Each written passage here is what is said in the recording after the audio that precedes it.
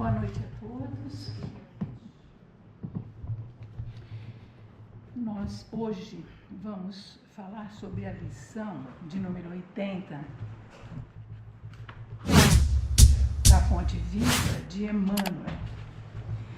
Essa lição, Emmanuel lembra a passagem de Tiago, capítulo 5, versículo 5, do Evangelho: cevastes os vossos corações, como num dia de matança.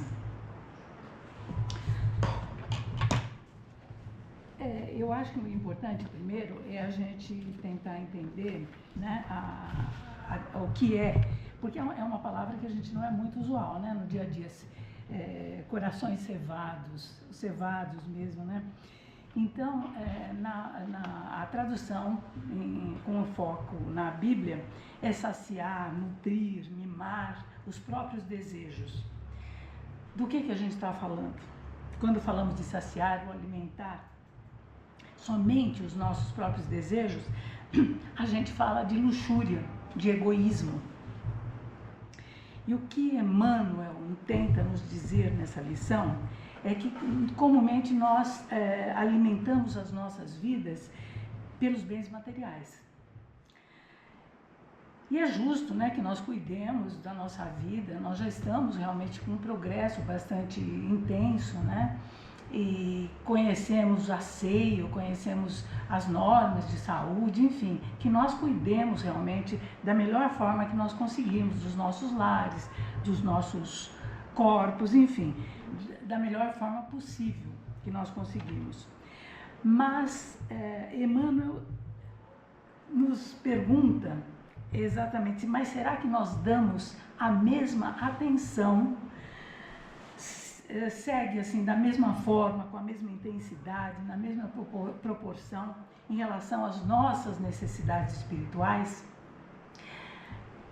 É a questão que Emmanuel tenta nos trazer nessa lição. Ele vai, já de início, aqui o primeiro parágrafo ele já traz: pela prosperidade e aperfeiçoamento do mundo, trabalha o sol, que é a suprema expressão da divindade vital no firmamento terrestre. O verme colabora na intimidade do solo, preparando um ninho adequado às sementes. Contribui à aragem, permutando o pólen das flores. A água esforça-se incessantemente, entretendo a vida física e purificando-a. Serve a árvore, florindo, frutificando e regenerando a atmosfera. Coopera o animal, ajudando as realizações humanas, suando e morrendo para que haja vida normal no domínio da inteligência superior. Então ele nos dá, Emmanuel, uma porção de exemplos, desde o grandioso sol, né, que é tão importante em nossas vidas, né, até o mais simples, o verme. Todos colaboram, todos trabalham para o todo. Todos se esforçam para o conjunto.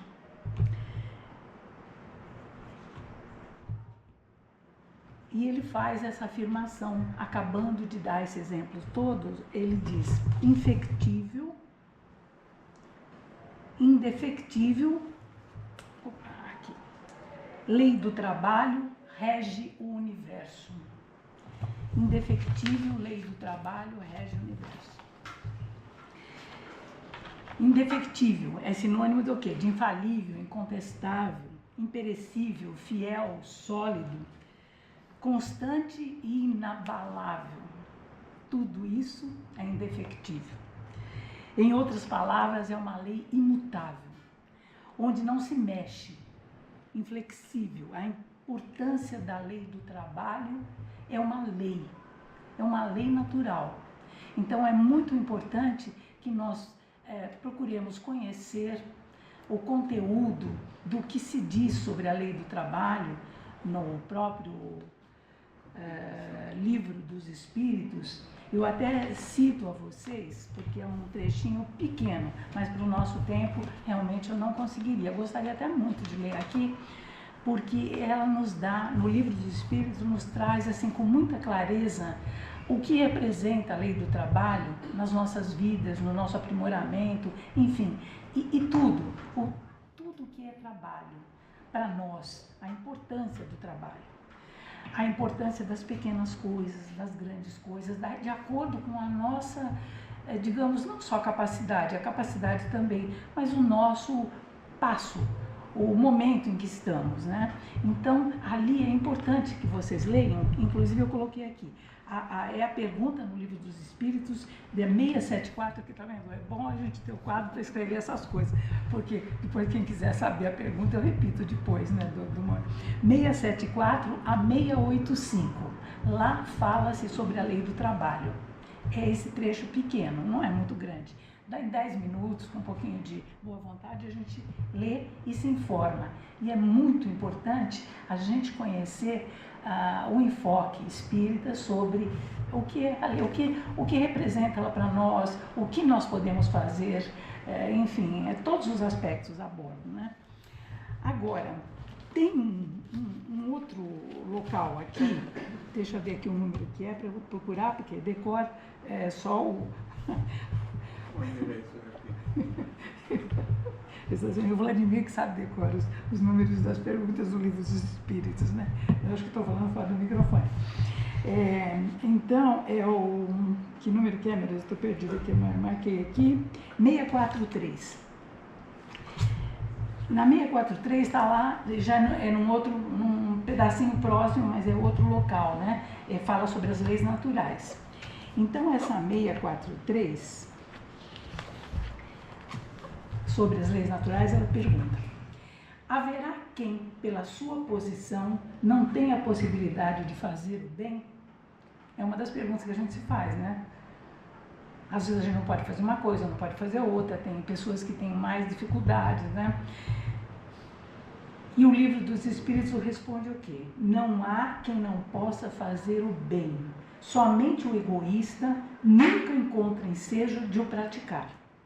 Basta que se esteja em relações com outros homens para que se tenha ocasião de fazer o bem. E não há dia da existência que não ofereça a quem não se ache cego pelo egoísmo a oportunidade de praticá-lo. Então, o que ele diz? Só o fato da gente estar no meio de outros iguais a nós, outros homens, outras mulheres, outros seres humanos, nós temos... Quem de nós não está? Ainda mais numa cidade como a nossa, né? O tempo inteiro nós temos contato com os nossos irmãos de caminhada. Então, qualquer coisa se apresenta a oportunidade de nós praticarmos alguma coisa. As mínimas coisas. Às vezes é uma pessoa carregando, sei lá, um peso maior e a gente pode a gente pode carregar e a gente se oferece para levar aquilo. É uma pessoa que está um pouquinho triste, a gente percebe e aí a gente faz um cumprimento com uma simpatia maior, com um sorriso. Às vezes a gente não imagina como isso chega àquela pessoa, a necessidade que ela tinha daquilo. E não é só o praticar a caridade, oferecendo coisas materiais. Às vezes são pequenas coisas, são atenções, são cuidados, são delicadezas na hora de colocar alguma coisa. Tantas coisas que o tempo inteiro aparecem essas oportunidades em nossas vidas. Aqui afirma isso o Livro dos Espíritos e nós podemos praticar. Então a gente percebe que só o fato de nós vivermos ao lado dos nossos irmãos, nós vamos conseguir praticar coisas benéficas que vão fazer bem a ele e imagina para nós. Só terminando a resposta, por que fazer o bem não consiste para o homem apenas em ser caridoso, isso que falamos há pouco, né? Mas em ser útil, na medida do possível, todas as vezes que o seu concurso venha a ser necessário, ou a sua ajuda, né? Ser necessário. Então, ele já aqui, nessa pergunta e nessa resposta, ele já nos dá a receita do que fala bastante lá a lei do trabalho. O que podemos fazer? Muita coisa. Pequenas coisas.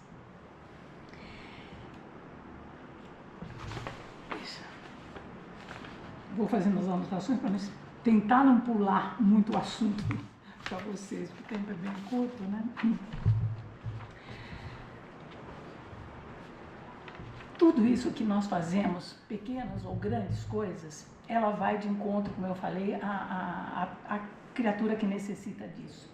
Mas nós também evoluímos com isso.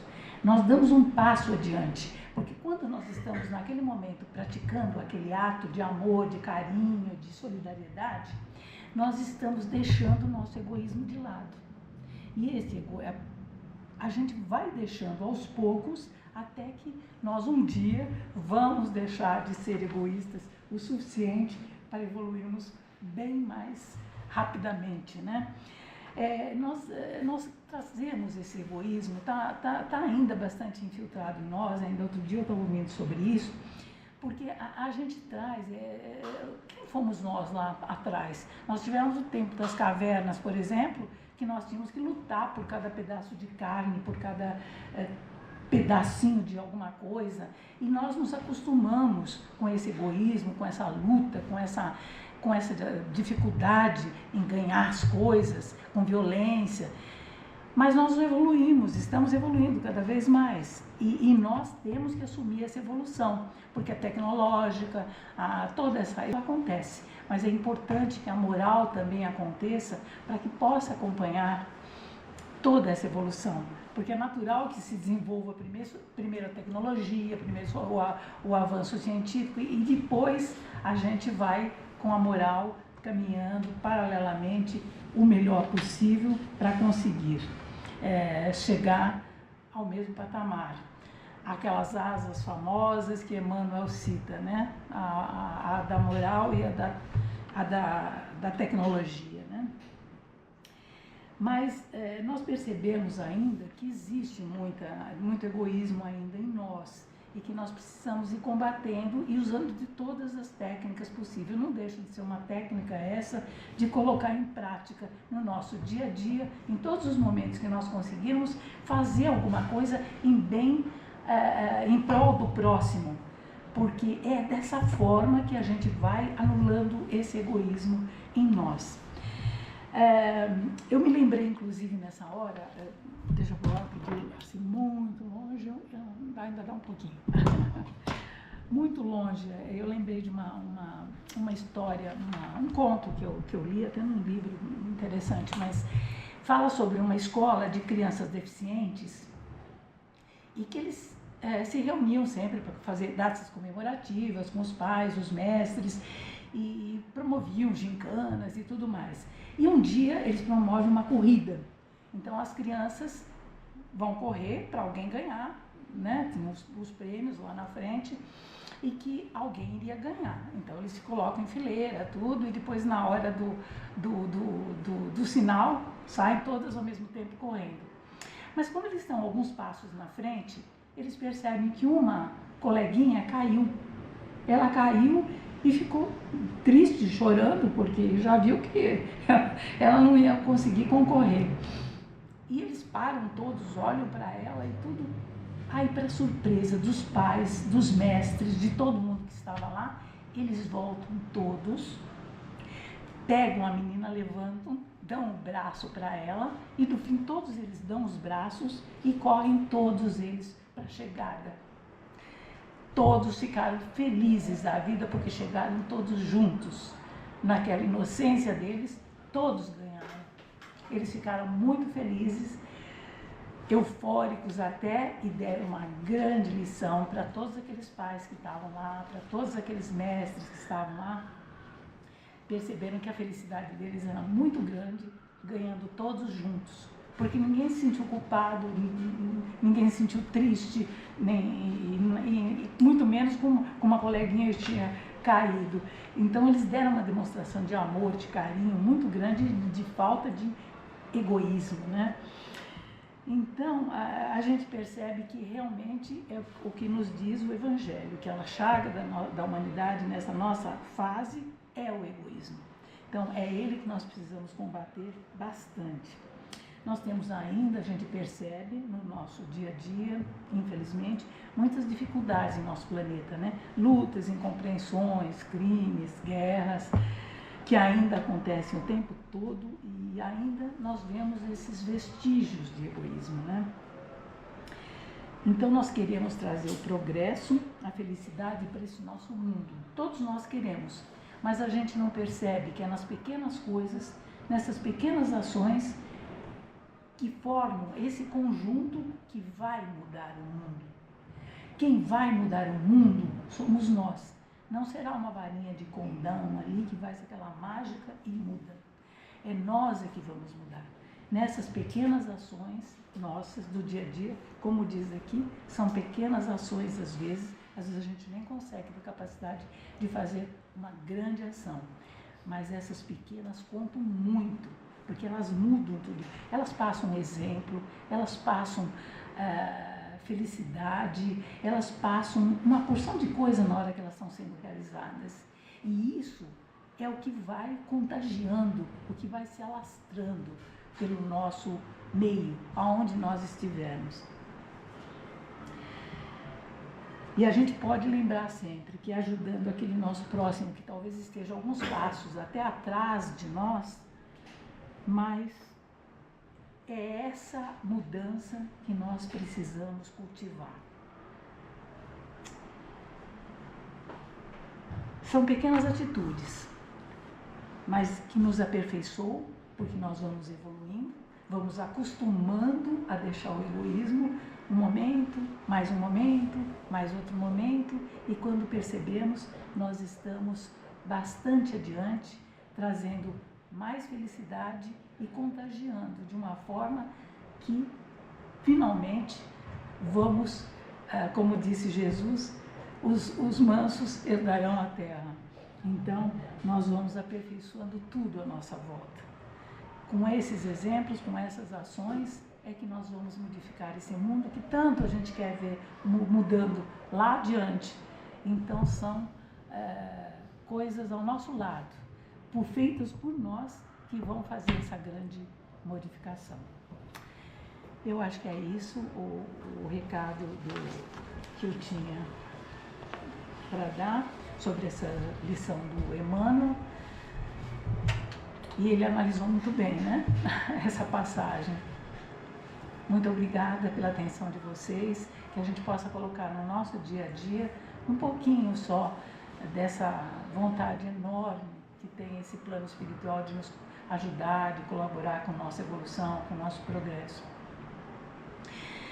E assim, vamos dando por encerrado o nosso estudo de hoje, agradecendo muito a todo esse plano espiritual, mentores dessa casa, nossos protetores, nossos anjos guardiões, que eles estejam sempre conosco, abençoem nossos lares, abençoem a cada um de nós, deixando sempre uma semente de alegria, de esperança, de progresso, de contribuição, para que o nosso mundo possa realmente dar um passo adiante. Que possamos voltar para os nossos lares, levando muita paz em nossos corações, contagiando a todos aqueles que cruzarem os nossos caminhos.